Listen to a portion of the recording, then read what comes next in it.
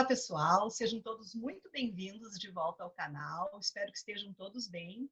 E antes da gente começar o bate-papo de hoje, eu gostaria de pedir para vocês darem o joinha aí, curtam, compartilhem, te inscreve no canal, porque essa rede de inclusão não tem sentido se nós não conseguirmos alcançar pessoas que daqui a pouco vão precisar desse apoio, dessa informação. A gente tem tido feedbacks muito legais, eu quero agradecer muito a participação do pessoal, famílias nos procurando, para informação, para apoio, para acolhimento. Então, por isso é muito bacana e muito importante que essa rede seja compartilhada. E hoje, Silvana e companhia recebe para conversar sobre inclusão a psicóloga Letícia Casper, nossa convidada, com muita alegria. E eu gostaria que tu te apresentasse para o pessoal conhecer um pouco do teu trabalho. Boa tarde a todos, agradeço desde já o convite da Silvana, a gente já se conhece há alguns anos e nos últimos tempos a gente vem desenvolvendo um trabalho bem legal. Eu sou psicóloga cognitivo-comportamental, trabalhei por anos na área da psicologia social, com famílias em vulnerabilidade social, e hoje eu atuo na psicologia clínica, trabalhando com crianças, adolescentes e adultos. Então, né, Lê, falando nesse eixo aí da psicologia com a educação, né, eu acredito que tu receba no consultório muitas famílias, né, que a gente sabe que o diagnóstico ele pode chegar já lá na gestação, ele pode chegar logo no parto ou durante os primeiros anos ali do desenvolvimento, né? E nós, como terapeutas, sabemos das angústias, né, de tanto desafio que esse contexto traz para as famílias, né? Eu queria saber um pouquinho assim, como é que acontece? Essas famílias te procuram? Elas vêm com que demandas, né? Como é que as famílias podem buscar esse apoio lá no consultório de psicologia? Então, o meu consultório hoje, ele é integrado a uma clínica, tá? Então, eu recebo tantos pacientes encaminhados de médicos, neuros, psiquiatras, tanto de escolas ou de busca espontânea de pais que já não sabem como lidar com determinadas situações e comportamentos. Então, essa busca não necessariamente é uma só. Vem seja por encaminhamento, né, na área médica, na área escolar e de própria busca da família. O intuito até desse bate-papo é que as famílias tenham um norte, né? Porque tem muita família assim, chegou o diagnóstico, elas tinham suspeitas e essas suspeitas se confirmam. E agora? Aí alguém diz, procura um psicólogo, né? Ou a própria rede que já está trabalhando e pensando no acompanhamento, no tratamento, o neuropediatra, ele diz, precisa do psicólogo. Porque a gente sabe, né, Letícia, que essas famílias, elas passam por várias fases a partir da confirmação das suspeitas, né? Se fala muito no luto, né? E até para que as pessoas entendam um pouquinho melhor por que luto, né? Porque, na verdade, o teu filho idealizado, o teu filho projetado, sonhado, ele está perdido, né? E tu vai ter que enfrentar os desafios e receber de coração, alma, corpo, o filho real, né?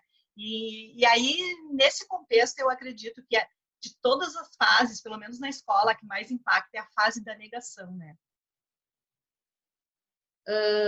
Então, assim, não é que seja o filho perdido. Nas gestações, né, normalmente a gente cria uma expectativa de uma gestação normal, de um parto normal e de uma criança normal, né? E aí, no decorrer do desenvolvimento, ou já lá na gestação, alguns diagnósticos, né? Alguma diversidade no meio deste caminho, as famílias acabam por ter esse sentimento de perda daquele filho normal, né? E por isso esse luto, até elaborar, né, que o seu filho tem algo de diferente de outras crianças, as famílias passam por esse processo que a gente chama, então, de luto, né? A fase de negar, né, ou de não conseguir compreender, de não saber como lidar com essa realidade, né? Na verdade, essa fase de negação, ela é até bem importante, porque ela faz com que, neste processo, as famílias busquem muito então elas já vão se adaptando com que algo não está bem. Então, enquanto eles vão negando, eles vão buscando diagnóstico e falas de um profissional e de outro, né? Vão buscando aqui e ali alguma resposta e aí sim vão elaborando, né? Que algo realmente não está certo e que precisa procurar ajuda e esse diagnóstico precisa ser confirmado, sim. São fases necessárias, né? São fases naturais e necessárias, né? Até é legal tu fala para as famílias entenderem que elas não precisam, porque a gente sabe, as pessoas elas lidam com culpa, né? Então não precisa ficar se punindo por isso, né? Procure ajuda. Para isso estão aí os profissionais para orientar e acolher, né? Agora, Lê, dentro desse contexto todo, a gente percebe, eu percebo muito lá na psicopedagogia, acredito que tu aí no consultório, na psicologia também perceba, tem uma linha muito aproximada entre o que é realmente sintoma, né, desses comportamentos atípicos, essas birras que são recorrentes, e pessoal, quando a gente fala em birras recorrentes, é aquilo que é o tempo todo, em qualquer local, é na escola, é na igreja, em casa, é no clube, é na casa da avó, então sempre, aquilo acontece sempre. Começa que as famílias já evitam de ir a alguns lugares, porque a criança sabe que a criança vai fazer aquela birra, ela não aceita troca nenhuma na hora da birra, então aquilo que realmente é um alerta, e essa aproximação de quando a gente começa a perceber que quando a criança é só o resultado de uma família que está extremamente desorganizada, que não sabe como conduzir, e a criança percebe e começa então a manipular os pais, e aí a gente vê que a criança faz sim uma birra, uma manha, porque já aprendeu a manipular. Eu acho que isso é uma coisa que tu deve receber, perceber bastante, né? E aí eu acho que até muda um pouco lá o viés do atendimento, né? Birras por transtornos, realmente aquilo que a criança não controla, e birras e manhas porque quem está precisando de ajuda e está perdida é a família que não está conseguindo conduzir, né? Em geral, assim, as crianças que agem por birra mesmo, sem ser o transtorno em si, elas agem com quem elas conhecem, com quem elas sabem que podem. Então, com pessoas estranhas, elas não vão fazer. É diferente da criança que tem já um transtorno e que não consegue identificar se aquela pessoa é próxima ou não, entende? Então, é bem legal para os pais perceberem assim, tá, mas é só conosco que isso está exato. acontecendo, né? E daqui a pouco alguém diz, pois é, professora no meu caso, né? Mas não dá para dizer não para ele, mas só com vocês, né? Exatamente. Isso. Então, a questão da birra, né? Somente por birra, ela é feita com quem a gente conhece, né? Com quem a criança é muito próximo. E a criança que tem sim um transtorno, ela não consegue discernir isso. Então, ela vai cometer isso, seja lá com quem for, né? Uma outra questão, né, nesse processo todo aí da chegada do diagnóstico, né, para nós impacta muito na escola, e eu sempre falo desse lugar que é do lugar onde eu estou, né, o lugar onde eu atuo, chega para nós na escola quando a família ela não assume, tá? Ela não assume essa realidade e todo mundo conversa e a gente orientou para procurar o profissional e aí foi lá no teu consultório, conversou e tu também deu algumas orientações e a família ela não quer saber, ela não quer falar sobre isso vai passar, é porque ele é pequeno, vai crescer. E a gente sabe que essa consequência do não buscar apoio, do não querer saber, ela pode ser muito prejudicial na vida adulta, né? Eu queria que tu falasse um pouquinho sobre isso, assim, essa consequência da vida adulta desse sujeito que não foi tratado, que não teve essa atenção. Então, a consequência, ela vem devido ao transtorno específico que a criança teve, né? Então, assim, se é uma criança autista, a consequência vai ser a questão da interação, da linguagem, né? Da comunicação. Uma criança que tem um déficit de atenção, muito provavelmente vai ter uma dificuldade de concentração, uma dificuldade em trabalhar em equipe, vai desenvolver uma impulsividade a mais.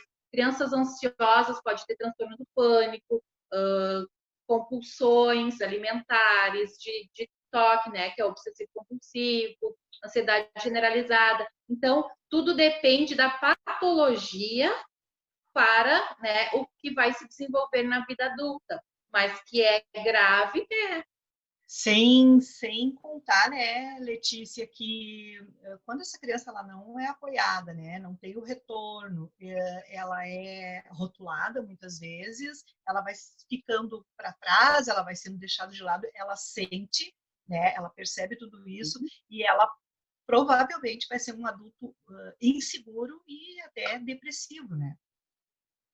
E isso se chegar na fase adulta sem ter apresentado isso antes na adolescência, que é a parte crucial do ciclo vital que a gente chama, né? Que é ali onde tudo acontece, onde vem aquele misto de sentimentos, né? Que é o divisor de águas. Então, assim, muito provavelmente essa criança vai chegar ali na adolescência e vai esbarrar em algum problema mais sério. E, assim, para que os pais estejam em alerta, né, cada vez que se percebe um comportamento que é muito atípico, porque a gente sabe, criança é arteira, criança é agitada, criança às vezes não está afim e ela faz birra mesmo, né, ela se opõe mesmo, né, mas para que os pais fiquem em alerta quando isso saiu do comum, fugiu do controle, quais seriam, assim, os sintomas mais significativos que tu orientaria agora que as famílias ficassem em alerta? Sil, eu iria um pouquinho ao contrário, tá? No meu entender, o alerta se dá quando a criança é mais introspectiva, quando ela já não interage tanto, porque são essas crianças que muito provavelmente vão apresentar problemas. E principalmente na escola, a professora não dá muita bola porque aquele aluno está lá quietinho, então não me incomoda, então deixa ele quietinho. E muitas vezes é esse que está com problemas sérios e graves, né? Então, essas crianças, sim, os pais devem ficar alerta. Sintomas de agressividade que também na criança, né, a depressão infantil ela é um pouco diferente da do adulto. A criança, ela desencadeia uma agressividade, uma impulsividade, questões alimentares, já se recusa a se alimentar, o sono da criança, então precisa se perceber que sono que essa criança tem. Então são diversos fatores, né, a se cuidar. Mas eu acredito que os pais conheçam os seus filhos, né? Então eles já Assim, sabem o que assim nós esperamos, né? então assim, em geral, os pais mais ou menos sabem como funciona. É a hora da mamada, que hora o fulaninho mama. Então, essas coisas que os pais precisam ficar alerta. Em qualquer mudança, opa, já ligar o sinal de alerta. Essa questão da apatia, né, do isolamento social, quando isso começa a ficar muito evidente, muito recorrente, né? Bom tu lembrar disso, né? Porque às vezes a gente se incomoda com comportamentos que é como a gente conversou já ali no início, tu não consegue mais sair de casa com aquela criança porque é impossível, porque ela realmente, mas também tem esse outro viés, né, que é da criança que não reage, a criança que ela não atende, ela não, bem importante essa tua fala. Bom, eu considero, né, Letícia, que esse bate-papo foi extremamente importante, porque qual é a ideia, né? Eu repito, que as famílias tenham um norte, né? Que elas saibam por onde começar a buscar ajudas. E a gente sabe também que muitas vezes os pais eles estão com uma sobrecarga emocional impressionante quando tudo isso começa a acontecer, né? E o psicólogo está lá para acolher esta família, para conversar com esses casais. A gente sabe até quantos problemas de relacionamento começam a acontecer a partir do momento que se confirmou o diagnóstico, né? As suspeitas se confirmaram. Então, aquela coisa do um aceita, o outro ainda não, cada um está numa fase diferente. a família, às vezes, por trás, bombardeando de sugestões, de informações. Então, o quanto o profissional da psicologia é importante, né, nesse período e do que vai acontecer em seguida, né? Então, eu considero que foi muito importante também. Eu acho legal que os profissionais da educação, né, Letícia, eles percebam e tenham a consciência que essas famílias, quando chegam lá na escola, já é 5, 6, 7 anos, né, de uma caminhada, às vezes, bastante dolorida, né, bastante desafiadora, né, e aí, às vezes, por parte da escola vem uma certa crítica, né, um certo preconceito mesmo, ou julgamentos precipitados, porque tu precisa conhecer essas trajetórias e compreender para poder acolher, né? É exatamente isso. As famílias, elas passam, né, até o diagnóstico, daí a gente está falando de transtorno, né, não é somente algo que acontece em casa, né, mas as famílias que têm crianças que têm um transtorno específico de desenvolvimento, elas vêm de uma caminhada muito longa, de médico, de fono, de TO, de psico, de físio, enfim, né, e muitas vezes, poxa, tu precisa pegar um ônibus, né, ou uma criança seja cadeirante, tem uma dificuldade imensa de já chegar na escola, às vezes para ficar um turno de 1 horinha, meia horinha, né, e ali os professores se mostram intolerantes naquele pequeno tempinho, e às vezes não é por serem intolerantes, é porque também já traz a sua bagagem de estresse, de estafa, então assim, é preciso é preciso ficar muito atento, ter uma empatia, né? E sempre pensar, e se fosse comigo, né? E os pais também, e, em vez de julgar, entender também que aquele papel do professor que não foi preparado para aquilo ali, não foi preparado para receber uma criança de inclusão, muitas vezes, né? E se coloca ali numa sala com 30 crianças, mais um que precisa de um olhar a mais. Os pais também devem entender que não está sendo fácil e muitas vezes esse professor não sabe lidar com isso, né? Então, é uma via de mão dupla, né? Aí a importância de ambas as partes. A importância do fortalecimento dessa rede, né? Porque é uma rede, né? Uma rede de pessoas envolvidas num contexto onde se a gente se fortalecer, se apoiar, tem muito mais chance de dar certo, Exatamente. Né? Os meus pacientes. E de que a inclusão, que a educação especial seja efetiva, né? Aconteça de verdade. Exatamente. Os meus pacientes infantis, eu sempre vou até a escola, converso com os professores, orientadores, né? E a gente faz um trabalho de equipe. E isso deixa os pais mais tranquilos e, consequentemente, os professores também começam a entender um pouquinho a característica daquela criança e saber que aquela criança tem alguém por trás dela, né?